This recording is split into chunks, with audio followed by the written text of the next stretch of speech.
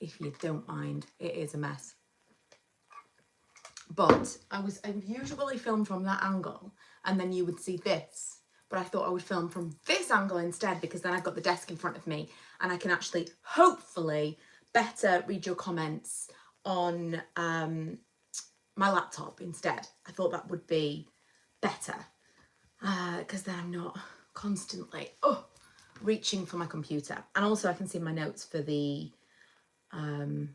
live as well, because as I said to you, hi Tracy, as I said to you on Instagram, this is going to be one that hopefully will be kind of interactive and one that we can kind of work through together, because I have got some, I don't know if anybody saw or noticed the podcast, I put a podcast episode out today that was along these exact same lines, and I went through the all of the different themes that we're going to touch on and the questions that I'm going to ask.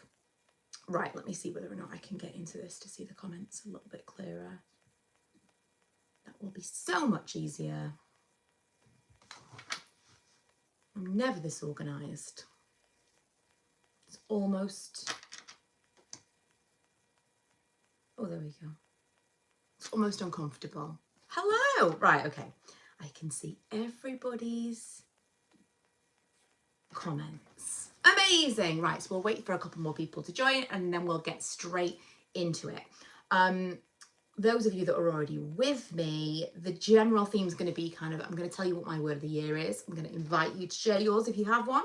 And I've got a couple of questions that maybe, how many have I got? Maybe like 7 or 8 that I feel are quite useful if it came to you wanting to kind of reflect and not change, but like grow this year is kind of how I'm going to put it. Because I didn't want to make resolutions and say like, these are the things that I want to change about myself this year. It's not what I wanted. And I feel like I'm probably not alone in that. So I wanted to do things a little bit differently.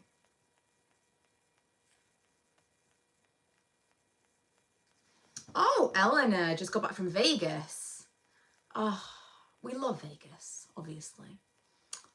Only 3 p.m. here in Boston, but good evening nonetheless. Yes, it's nighttime here. 4 minutes past 8. Happy afternoon all the way there in Boston. Okay, right, let's just kick off. So, oh, Gina, hello. Oh, watching you with your red light mask on, I swear. As soon as I'm done with this, I really need the full skincare. I'm going to put oil in my hair. I'm going to do all the mask, the whole thing. I really need stuff. It's hair wash day. Okay, right, so the first thing I want to get into is the word of the year. What I've decided on for my word of the year is reflect.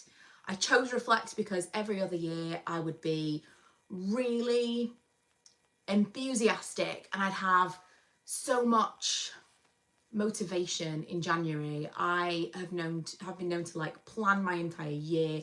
Here's my 12 months. Here's going to be the theme for every month. I've given it a colour. I've given it a word of the month. Last year, I kind of feel like I was heading in this direction because I didn't want to do a word of the year. I didn't want to pen myself into the year. But I did kind of know I needed something to keep me on track each month. So I tried to do a word of the month and I kind of themed out the year that way. The problem with that was I did the word of the month. I created the word of the month for each month in January, and then come like March, April, who cares? I've completely lost interest by then. And any kind of resolution or goal that I'd made, I just didn't care. I wasn't continuing to be kind of dialed into it. I was just, here's what I'm going to do, and then bored immediately. So what I decided to do this year was, rather than make resolutions, because I was going to be like, what are my goals? I haven't really got any goals. Instead, I've decided that for my entire year, the entire year's theme will be reflection. So whether that be once a week, once a month, once a season, I'm going to make sure that I'm checking in with myself. What's working, what's not working, what could I maybe edit out, what could I do more of, and how is this working? As well as, last year I missed a lot of kind of red flags when it came to my own mental health, and I think that if I'd been a little bit more aware and a little bit more engaged, rather than always looking ahead, then I potentially would have caught that a little bit earlier. So yeah, reflect if anybody would like to share their word of the year, if they've chosen one, or what your word of the year was last year. Is it something that you have found to be useful in the past? I've never done this before. Like I say, I did try to do the whole word of the month thing last year, but it didn't keep me interested to do that. I have some questions, if I open the right page, that I'm going to get to in a second, and it's going to be kind of questions to ask yourself and questions to help you if you are like me, thinking you want to be reflecting and really looking at yourself, your life, how you're living, whatever, and maybe modifying things or improving things based on, then hopefully these questions are going to help you, because they were really helpful for me. Okay, worth is worth the money, the time, etc. Considering my own worth, already serving me. Love that. Love worth. My word of the year is progress.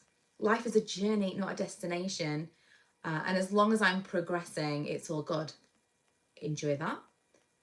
My word of the year is kindness. I've been doing some compassion focused therapy, and I've discovered I'm a bit of a bully to myself. Thrive. Word of the year is bloom. Love the idea of reflect. Sounds a perfect one from what you said. Present. Yeah, same kind of thing. So for me, reflect and present are kind of hand in hand. I think mine is always going to be health. I want to keep it more general and make little improvements throughout the year. My word of the year is progress. Self-care, looking after myself, taking the time for me and my husband as well as the kids. My word of the year is cardigan. Thanks. Love the cardigan. I'm like, I need a cardigan because it's not warm enough for no cardigan, but it's also a little bit too warm for the cardigan. I don't know if I'm like actually going through the menopause at this point, because everyone else in my house is freezing. But there we go. I don't want to even fuel that fire, because so many people when I started antidepressants were like, maybe you're perimenopausal. Maybe, but it wasn't even like this. If the symptoms had been like all of a sudden, but we're talking quite a long time, so I think probably not. Also, facial hair. This is the year I will find a solution. If you find a solution, Eleanor, please let me know. Oh, that's really fun to hear about everybody else's. Right, we will come back to this, because I'm sure they'll come in as we're talking. So the first question, and you don't have to share these things, but the first question I've got is, what do I like about myself? And I get this is uncomfortable. This is something that I find quite difficult, but it's more and more necessary, obviously in the age of social media, but also as you get older. I think it's important to kind of, again, reflect on what you actually like about yourself. It's so easy to get bogged down about what you don't like about yourself. You know, you're not good enough, you're not the same as someone else, you're not as good as someone else. We're so comparing ourselves to other people constantly that it's just kind of nice to remind yourself of the things that you like. I'd say like just 2 or 3 things if you really don't want to do this, but just write them down.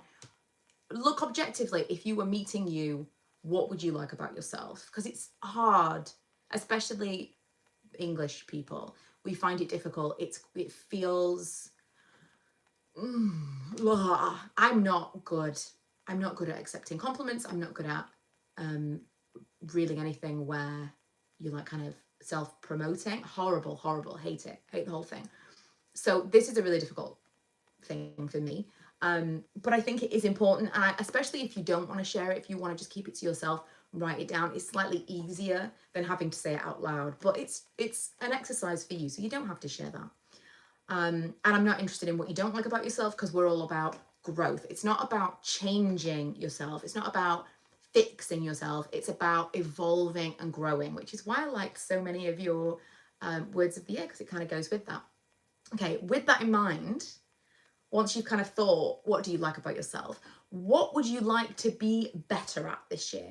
So what do you want to be better at? What do you want to not do more of? Because I'm thinking like more about yourself than like activities, but what do you want more of in yourself this year? So I'll give you an example of this.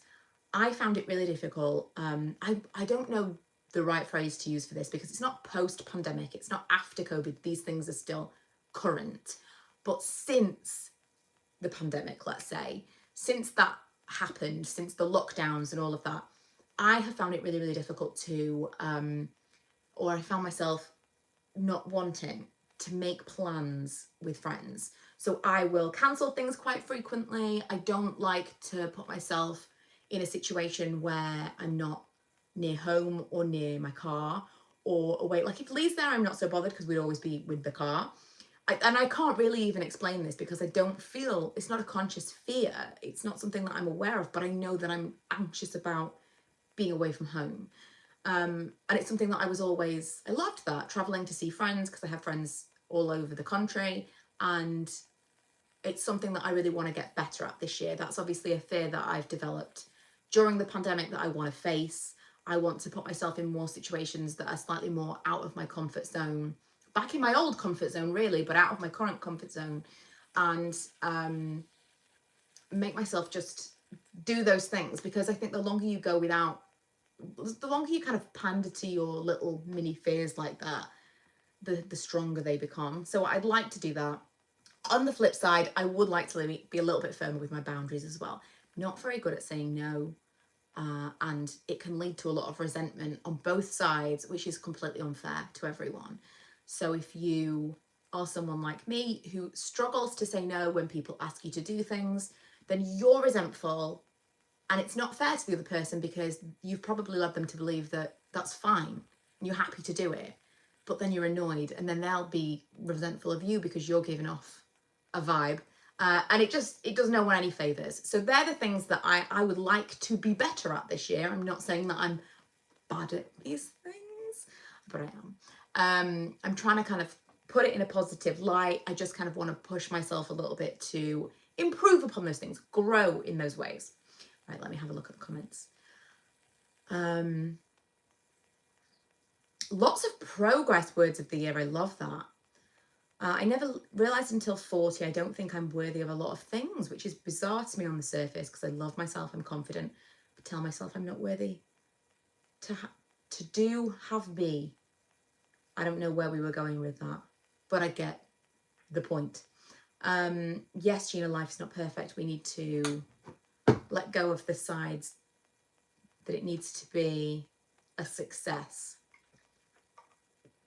Enjoy is a great word of the year. I've been such an ungrateful moaner. Claire, you're going to love the upcoming sections because we're getting to that. It feels egotistical to say good things about yourself, which is so stupid. You're completely right. And that's why I say, I kind of like put yourself on the outside of your body. If you were a different person and you were approaching you, what would you say about yourself? That feels more comfortable to me than anything else. I hope you keep this video up because I have to drop off, but this is super interesting. Yes, Rachel, I'm going to leave this to watch later if you're interested. I need to get better at looking after myself. Being a stay-at-home mom, I make sure everyone else and the house is looked after, but neglect myself. Being able to say no, sometimes I find it really hard. Being a people pleaser, actually saying no without feeling guilty. I feel you completely. It's flipped me down to the bottom of the page.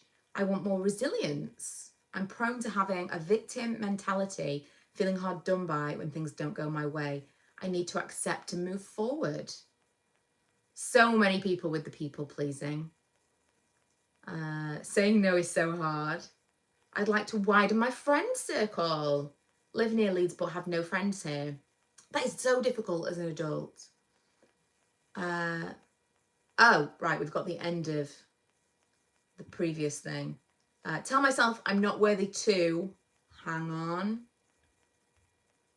Do whatever or be whatever. Read the avoidance of fears. It definitely makes them worse. Avoiding the reality of the situation allows the fear part of our brains to blow it all out of proportion. Completely agree with that. that's why I feel like the sooner you can kind of face it, the better, especially when it's something that this completely nonsensical. It's something that there's no rationale to it whatsoever. My word of the year is balance: work life, home life, me time, and time with the kids. I find it really hard to say no without sounding like a bitch. Because it's really hard to say no without an excuse. It is, but I do love that no is a full sentence or a complete sentence. And sometimes you're saying no just because, well, do you know what? When someone's asking you to do a favour, you should just be able to say no because you don't want to do it. We should just be able to say no. Some people can do that. I would be like, oh, do whatever you want. Ah, horrible.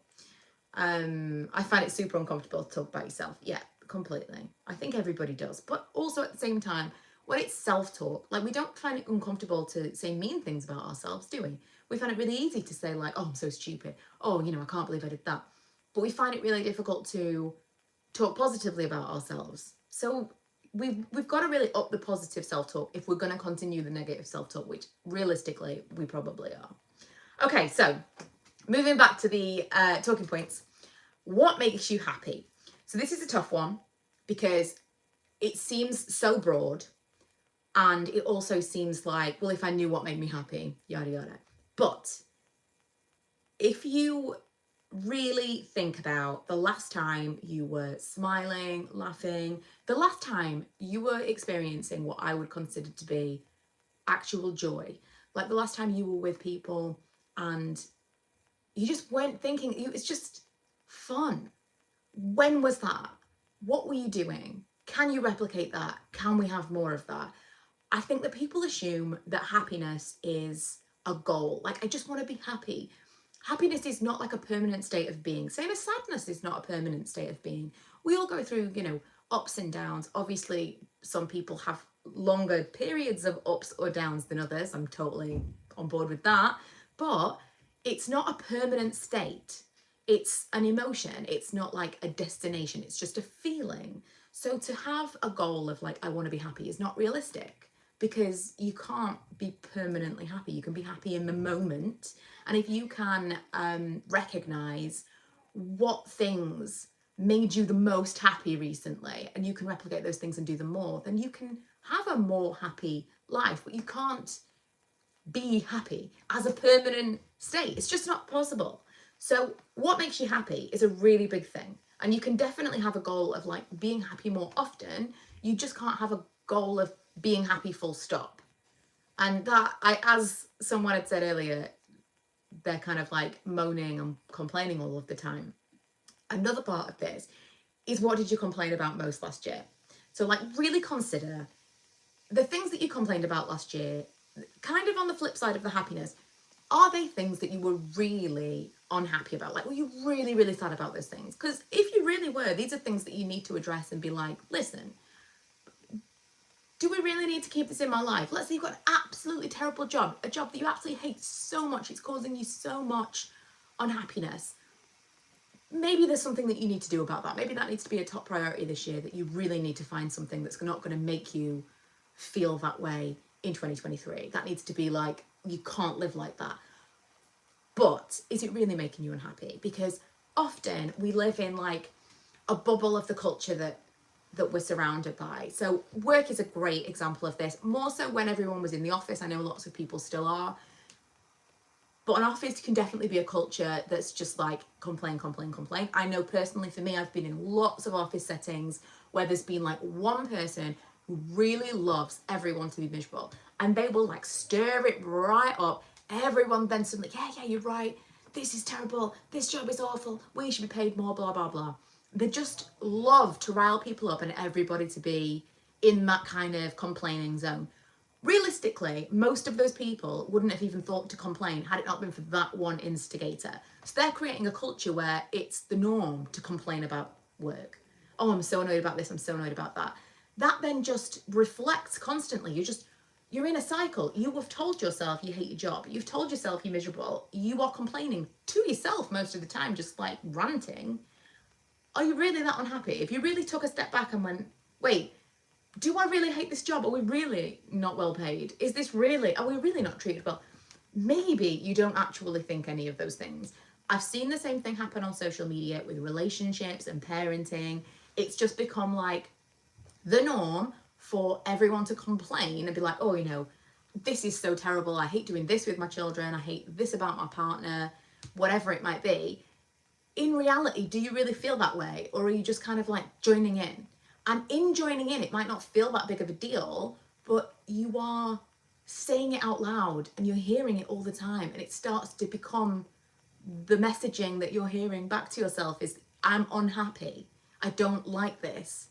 But if you were away from these people and you just really objectively looked at it, are you really unhappy? Or were you just kind of like along for the ride? Are you being influenced by these like people or external forces? Because I know I can be definitely guilty of that for sure, especially with the complaining, because I'm not into it. I just think it gets you nowhere unless there really is something that needs to change. And I just think most of the time there isn't. Most of the time people are complaining and it's like, what's the word I'm looking for? Contagious. Complaining and moaning is contagious. And just, you know, misery loves company, I suppose that's what it is, isn't it?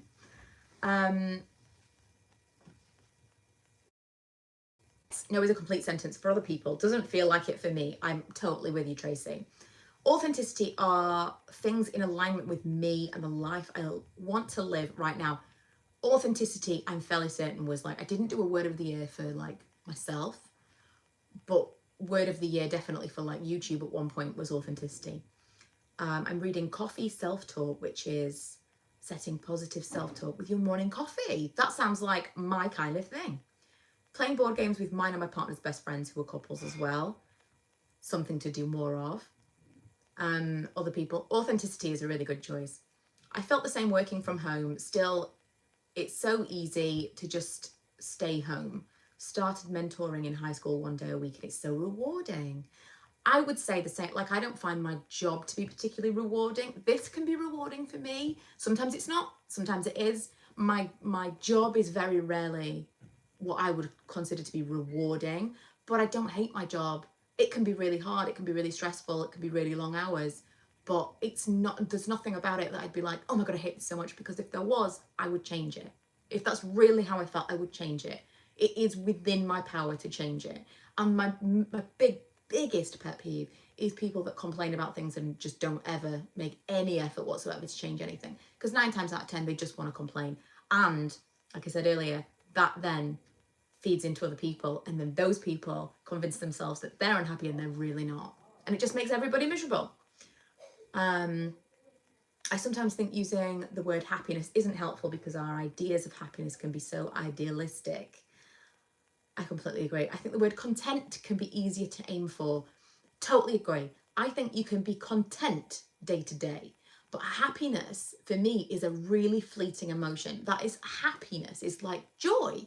It's like when you're with friends and you're laughing, or when you're like enjoying time with someone, that's happiness. I think it's very rare to kind of like really just sit and be like, I'm really happy. I think that's super, especially like on holiday or something, super, super rare. And when we're aiming for that, it can make you feel like you're doing something wrong, that you don't feel happy. But content is a really good one, I agree. I genuinely feel like my happiness has changed. 2019 was a great year, then I lost a bit of happiness over the past couple of years, and it's hard to find it again. This is the exact thing that I'm talking about. So like, when you say you've lost some happiness, do you just mean like you're not quite as content? Because happiness is like ebbs and flows. My job was causing me to go home in tears most days. I was my own department, so I felt so alone and at sea. Despite asking for support, until I said I'm leaving, I'm not receiving any praise. Yeah. Well, again, you did something about it, because eventually you have to do something, because you can't just sit in a situation that's making you that unhappy and do nothing. I complained the most last year about my job, which is now my old job, as we decided to try me being a stay-at-home mom. Done wonders for my mental health. You can definitely talk yourself into being unhappy with outside influences. Yes, yes, yes. Oh, and Tracy said self-fulfilling. I'm guessing that's like a self-fulfilling prophecy. when so many people are telling you something's bad, something bad, something bad, and then you go, yeah, I hate this, you start to really hate it. I'm super, super fortunate that I can leave with no problems my long-term finances. So I quit 2 weeks ago. I feel like such a weight has been lifted. So we're going to get into money in a second as well. Rework, I just say to people, a job isn't for life. So change it. Yeah, it is never too late. And you absolutely can change your job. Like, you might have to wait, but you've got to make the first steps. I've known lots of people who have absolutely hate. I mean, I've been one of those people. I left a job and I hated it so much that I was a temp, and I was trying for a baby. This is a long time ago. I was trying for a baby, and I knew the risk. I was leaving a well-paid job, permanent, proper job, and I just hated it so much that I was a temp for 2 weeks. And the temp job that I did for 2 weeks, although it was not ideal because I then got pregnant almost immediately, after almost trying for like nearly a year. So it just goes to show there's some stuff at play. But I ended up having statutory maternity pay, which is not great. But that 2-week temp job ended up taking me on a journey with that company that I'm still with now, like 12 years later. So it was a risk, and I was going to be really, really struggling financially. And I was really struggling financially for a long time after that risk, but it just wasn't worth the money for me to stay where I was because I was so unhappy.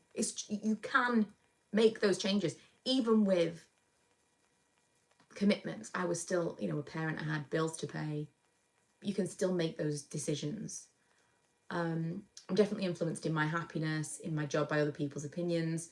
Fairly content until other people's opinions get stuck in my head and I start to feel uncertain. I work with people that are like that, and I have to remind them when that starts to happen. I'm like, but that's not how you feel. That's how this person feels, and they've told you how to feel.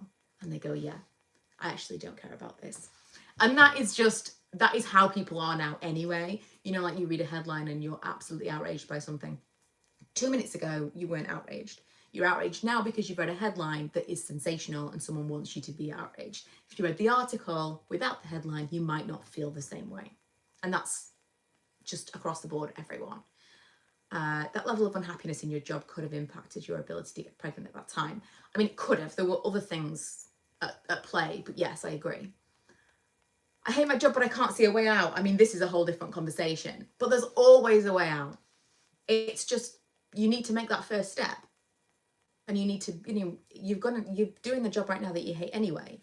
So what's the harm in taking that first step, continuing to apply for other jobs? You're not losing anything in continuing to apply. Even if you stay there for another year, you're still actively looking for something else to get you out of that situation that's making you so unhappy. Right.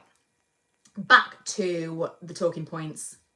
And funnily enough, it really did bring us perfectly to, would money solve all of your problems? I do feel like I don't know if it's like, as a society, oh my goodness.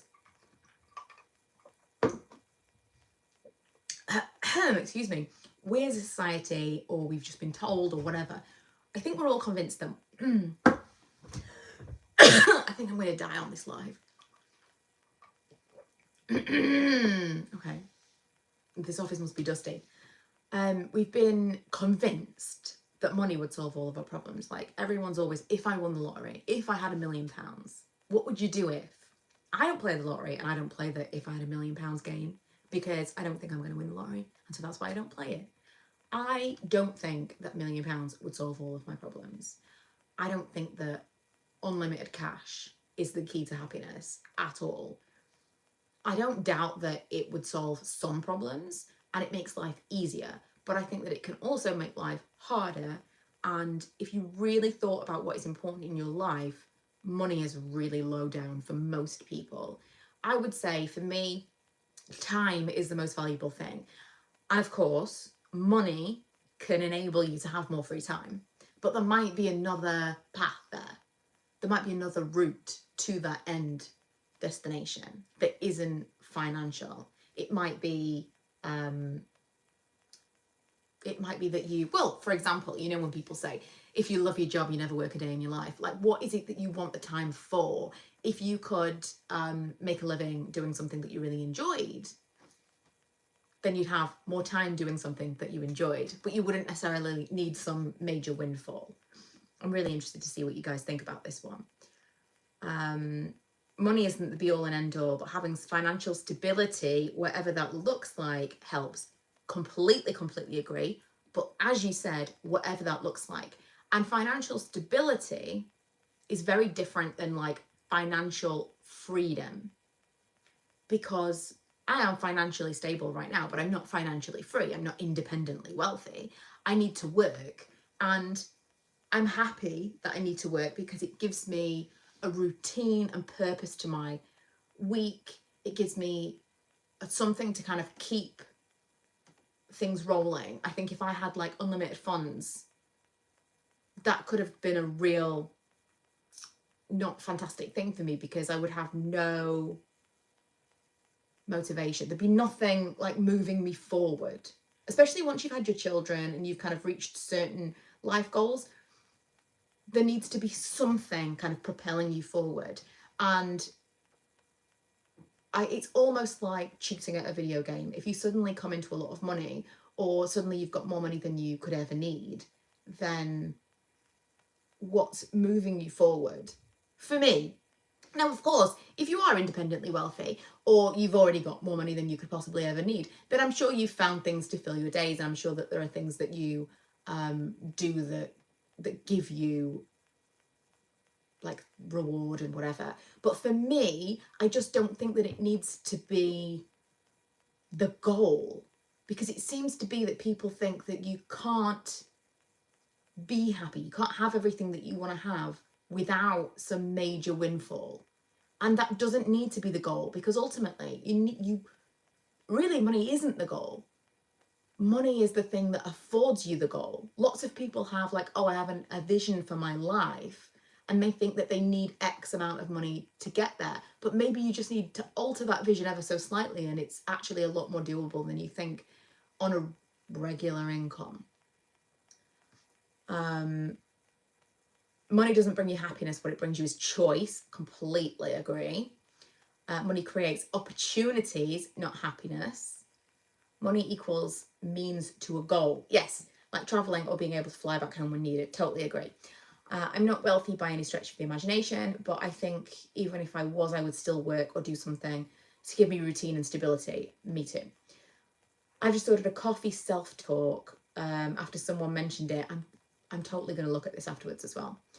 I just wish we were debt-free. We need a new car. If that's all... Exactly. If all that was sorted, I'd be quite content. I appreciate just being able to have my little family. Yes. So I completely agree with this as well. And maybe it depends on like where you've been in a situation, but 100%. Oh, greetings from Nashville. Hello. The feeling of being debt-free and the feeling of having things paid off and like, I'm just good. Like the money that comes in, this is my bill, this is my spending money, I have no extra debts. That is such a great feeling once you get there, and it's completely within reach, coming from someone who I was in a real bad place and got myself out of it on no like crazy amounts of income, while also completely 100% like, well, not 100%, I 50% contribute to all household stuff. It's doable, and that is such a great, that's a real rewarding feeling. But I feel like if I had unlimited funds, it's a little bit like when you've got I think the reason I feel this way is when you've had a goal, let's say like an expensive purchase. So in the past, I've been one to buy a designer handbag, and I've thought about this designer handbag for months and months, if not years before I've purchased it. Oh my God, this is going to be amazing. When I have this bag, everything's going to be amazing. I'm going to feel so great. It's going to just like change my life, because you kind of convince yourself of this. It's just going to be like this one purchase. It's going to be life-changing. And every single time I have bought one of these things, it has not given me that feeling that I thought it was going to give me. And the more accessible these things become, the less of that feeling you get, the duller that feeling becomes. the easier it is to have something, the less valuable it is to you. Which of course is why all of these designer items are as expensive as they are, and they're going up and up and up in price, because they want them to be exclusive. They want them to have that exclusive feel. And the more money you have, the less exclusive these experiences that you've put on this pedestal are. So let's say you want to go traveling. Let's say your ultimate goal is like, oh, I want to be able to go traveling. Yes, you want to go traveling, but part of that goal is that you hold this thing as like, this is going to be an amazing achievement to do. Like, to go traveling is going to be absolutely amazing. If you had all the time and money in the world, you wouldn't be as excited about it. You know, like when people come from different countries to the UK, for example, I know there's some people from different countries on this live, but thinking for us in the UK, people come to London, for example. I do not appreciate, and this is something that last year we decided we were going to try and do. We were going to start visiting London like we visit cities in America, and we were going to start researching and like putting like a plan together. We want to go and see all of the different touristy places, because it's practically on our doorstep compared to the places in America we go to. It's like 2-3 hours down the motorway, we're there. We can get a relatively cheap Premier Inn, we can all stay. It's like, why aren't we going and doing this? Because it's available to us, because it's accessible. Tomorrow, if I wanted to, I could drive to London. It's not exciting because it's just there and it's available for me to do. It's not difficult. If someone said to me, oh, tomorrow you can go to Chicago, I would be, oh my God, that's so exciting, because it's not accessible. They're two cities. They're not, realistically, they're not like, oh my God, one is incredibly different. And people that are further away from London would be way more excited to go to London. But it's just all about what is valuable to you. And I think what is valuable to you changes dependent on access.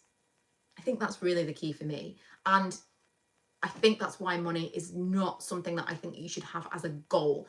But I completely agree that it is the facilitator of a lot of goals. But I just think part of it is the grind. Part of it is the getting there in the first place. It's like when people retire and are unhappy because they have no routine or purpose. Yes, I would completely feel the same way. I left my job because it was toxic, talking every day. Staying at home mom at the minute, but need to find something. I'm now setting up a small business.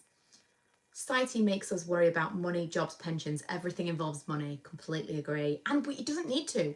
I was talking to Lee about this not long ago, and we were talking about like the next house and whether or not we want to go bigger or smaller. And I will say it kind of made me a little bit, not afraid, but it kind of had a twinge of, you know, like when you have to face your mortality. And I had a moment, oh my God, because you're supposed to always be looking for bigger, bigger, bigger. That's how it is. You're supposed to be always want a bigger house, and the aim is this big house on this street, wherever it is that you want to live. And we were talking about where we would want to end up. And I started thinking, oh my God, so we've skipped a step. We'll never have that big house that we've talked about having. But why do we need to have that big house? Why can't we just go from this house to the house we'll want to stay in permanently once the kids have left? And then we'll have more disposable income, a smaller nut, and less financial worries for a longer period of time. We don't need bigger and better. We can have smaller and better and more financially secure. But it is totally what society and probably the media have told us we're supposed to be aiming for.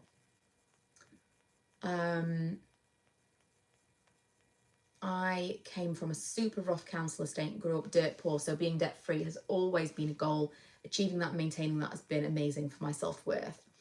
My aim for this year is to be debt free, get my mental health under control and start looking after myself, no longer pouring from an empty cup. The debt hanging over us definitely adds stress. Yes, can't agree with that more. Started budgeting. I was teaching my daughter how to save. My mindset with money has changed. Started saving challenges and it's so fun. Plus makes me think about what I want to save for. Exactly. Always little goals. I've been burying my head in the sand since last year. Spoke to a lady about my mental state and think I've state that sorted everything will follow and fall into place. Yes, hopefully, Meg. Hopefully.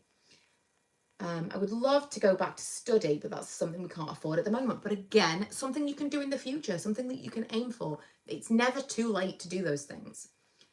I'm lucky that my dad opened my eyes to local destinations. So after moving to the UK, I just kept that. My English husband laughs that he got to see more UK with me than during his childhood.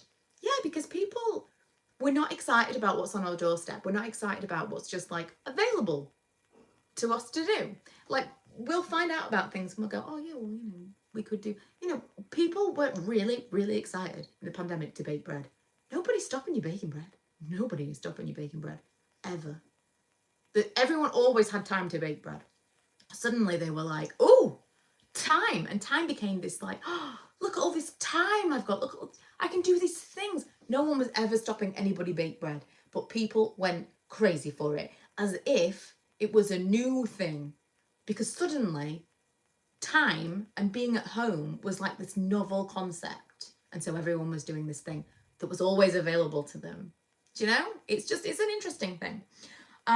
Okay, we've got one more section, and that is, what are you grateful for? Love this one. So it's obvious. What are you grateful for? Gratitude is always a brilliant practice. But I kind of use this as my version of counting sheep. The most often time that I do any kind of gratitude practice is at bedtime. If I'm struggling to sleep, and I don't know about you, but my mind will wander and it'll be like, oh God, I wish I wasn't thinking about that. My mind kind of goes off on a tangent, and then I'm like, oh God, then I'm stressed out about something, then I'm worried about something that might never happen, and struggling to get to sleep even more. And then always, it doesn't matter how good things are going, always it goes back to money. Always my mind goes, but what if? I'm like, stop. So my favourite thing to do in that instance, I used to actually legitimately try and count sheep. It's just not a thing that I can do. Gratitude is a great practice to do at this point. I will go through in my head all the things that I'm thankful for. Not only the things that I'm thankful for, the things that I never thought I would have that I'm thankful for. It just works really, really well for me. It helps me to live in the present more. It's so easy to always be looking ahead, and that really makes you kind of like stop, zoom out, really think, like, look at this. Look at the stuff that you've got. Look at this life that you've got. Can you believe it? If you went back 15 years and you told yourself this is the life that you've got now, even with the problems, you probably wouldn't believe. Like, let's say that you're single, living alone, you've got some financial stuff going on. 15 years ago, you probably wouldn't have been able to believe that you were living alone, supporting yourself, and being this independent. There's always something that you can be grateful for, and especially imagining telling your previous self this is the situation you're in, I think is nice. But it's the closest thing that I will ever get to like daily affirmations. I can't do the woo-woo affirmations. I love the idea of them, but I just feel like an absolute idiot. Gratitude affirmations works better for me. And I do, as I say, do this most often at night time when I'm struggling to sleep. Remember, the kids are healthy, everyone's happy. One of my favorites is, I really like the people my children are growing up to be. Something that I wouldn't necessarily have thought of to be grateful for, and something that I would, it's just a day-to-day thing. You never actually kind of stop and think about these things. But it just kind of came to me one evening when I was doing these affirmations, and I thought, you just don't know. Like, you bear these children, you raise them, you live with them. You don't know who they're going to turn out to be. You like to think you've got some kind of influence, but you might hate them. Like, you might not like, you don't know. Your personalities might clash. They might not like you. You might not like them. I really feel so, so grateful for the people they've turned out to be and the relationship that I believe we will have. And that will always be like top of my gratitude, is relationship with my immediate family. Let me see what you guys are saying, because I'm missing out on some stuff. Time is definitely my most precious resource. Is something worth my time and energy? Worth is a really good one. Ooh, I might add that to my year. There's a man here in Nashville area named Dave Ramsey. He has a program called Financial Peace. We did it years ago, and it's really helpful. Oh, look at your local colleges. Loads have free courses, like baby step courses. That's really useful to know. 16-year-old Meg never thought she would one day have a baby, let alone 2 babies, in a home that is safe and a partner that is kind. Exactly. Things that, you know, when someone says, oh, you know, I really like my husband because, and it feels like, especially the current theme is, oh, we're really celebrating the bare minimum. Yes, sometimes, yes, we are. Sometimes we are celebrating the bare minimum because our past selves never in a million years believed that we would have the bare minimum. So yes, we are celebrating whatever we want to celebrate. I'm grateful that my son and I have a great relationship. Now he's an adult. He's a friend as well as my son. I'm grateful that I can treat my loved ones to little treats. I'm grateful I'm now strong. I love gratitude stuff. I love it. We should do this on a regular basis. Because I think it's nice to do it for yourself, but it's also really nice to hear other people's, and it's nice to have like a reason to practice it and to share your own. Anyway, I'm going to leave it there because it is fairly late. I don't know whether or not 8 o'clock is good for everyone. That was the majority of the people voted for 8 o'clock. I'll probably put another thing out saying, you know, what do we think for the next time. But I definitely liked this format. Slightly more formal than, I mean, my usual lives are just me kind of like chatting while I'm doing things, but slightly more formal. But I did enjoy this way of doing things. So please let me know how you found it. I'm going to quickly look at these comments before we go. Grateful for my mum. She had a stroke nearly 2 years ago and our relationship has come so much closer since then. She's my best friend. Man, that is usually different when people have a stroke.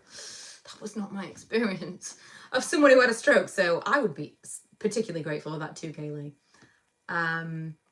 If you told 20-year-old me that I'd be living in the UK, going on regular holidays and own my own house, I'd laugh out loud. Yes.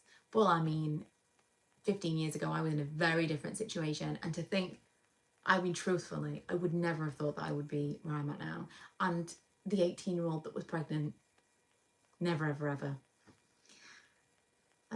Such good energy here. Completely agree. I use the Insight Timer meditation app. Oh, I tell you what, I'm totally going to do this. And I've seen some stuff about like white noise for ADHD people. I'm really, tomorrow is March. Tomorrow is March. And I've got a couple of things that I want to start. I'm going to talk about that in, maybe we'll do another one of these. But we're going to get into this because I've definitely got some stuff that I want to do in March, and one of the things is meditation. Yes. What did I say? It was someone I follow on Instagram and she said she's meditated and medicated. It made me laugh. How is tomorrow March? I don't know. Right, okay. I'm going to let you all go now. And I'm going to go and, I mean, it's late, so I'm going to have my tea now and I'm going to have a bath and I'm going to go to bed because I'm really tired. I'm never not tired these days.